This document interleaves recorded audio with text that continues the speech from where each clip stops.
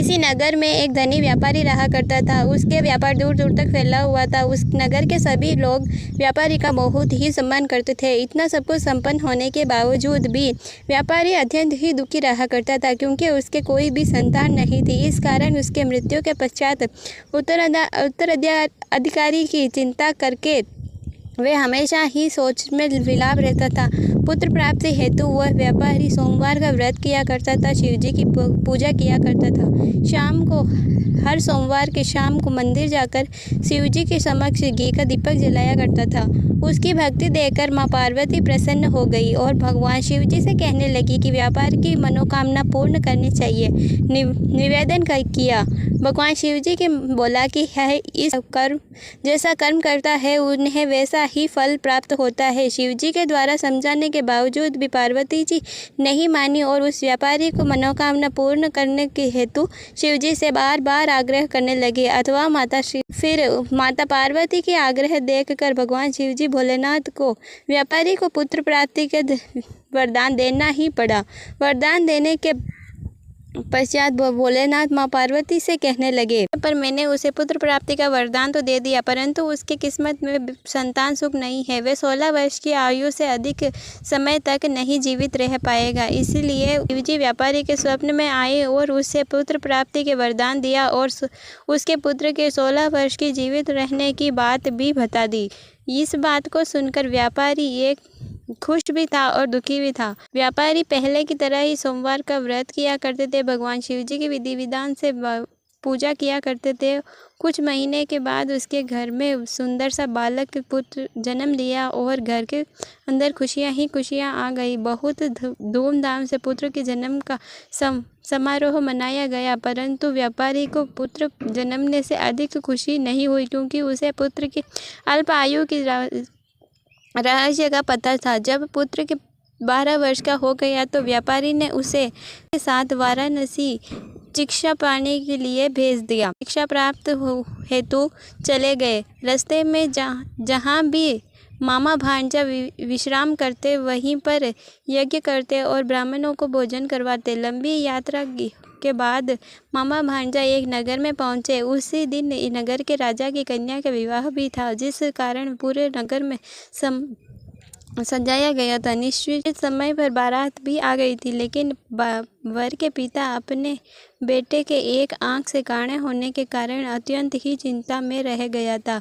उसे भय था कि उसकी बेटे के काणे होने की बात सबको पता चल जाएगी तो ये विवाह रुक जाएगा और उसकी बहुत बेइज्जती भी होगी। व्यापारी के पुत्र को जब उसने देखा तो उसके मस्तिष्क में एक विचार आया कि मैं इस लड़के को दूल्हा बनाकर राजकुमारी का विवाह कर दूंगा और सारा धन लेकर मैं अपने पुत्र के साथ उसे विदाई करवा दूंगा। राजकुमारी को अपने नगर ले जाऊंगा।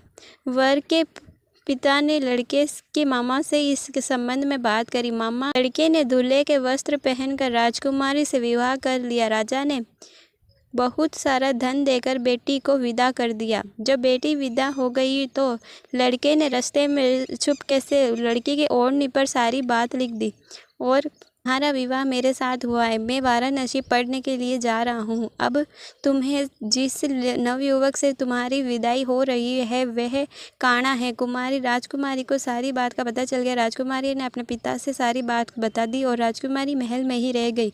उधर लड़का अपने मामा के साथ वाराणसी पहुँच गया और गुरुकुल में वह शिक्षा प्राप्त करनी शुरू कर दी। जब लड़का 16 वर्ष का हो गया तब यज्ञ समाप्ति और ब्राह्मणों को भोजन करवाया। खूब सारा अन्न वस्त्र का दान किया। रात को जब शयन कक्ष में वे आराम करने के लिए गया तो शिवजी के वरदान अनुसार लड़के की मृत्यु हो गई। सुबह जब मामा उठकर देखते हैं तो भांजे को मृत पाकर मामा अत्यंत विलाप होकर जोर जोर से रोने लगे। उनके गूंजने की आवाज़ महादेव। माता पार्वती ने कहा, यह कौन रो रहा है?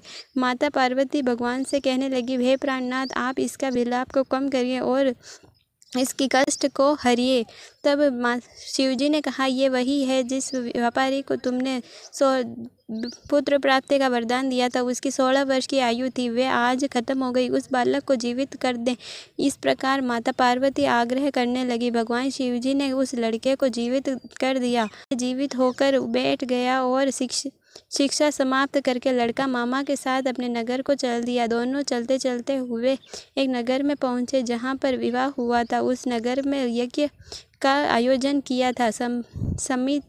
समीप में गुजर रहे थे। नगर से राजा यज्ञ को महल में ले गए और कुछ दिन वहीं पर रखा और रहकर धन वस्त्र आदि देकर राजकुमारी के साथ उसका विदा कर दिया।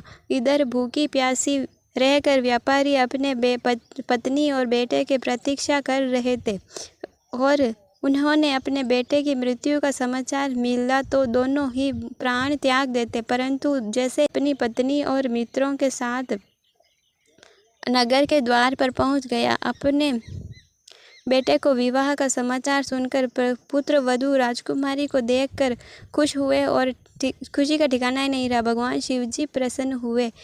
जब भगवान शिवजी व्यापारी के स्वप्न में आकर कहा कि हे सोमवार के व्रत करने के वक्त कथा सुनने प्रसन्न होकर तेरे पुत्र को लंबी आयु का वरदान प्राप्त किया है। पुत्र अत्यंत खुश हुए। जैसे आपने शिवजी जिस तरह का आपने व्यापारी को उसका फल दिया वैसे सबको दे। कहानी सुनते हुंकार भरते कहते सभी को देना। हर हर महादेव।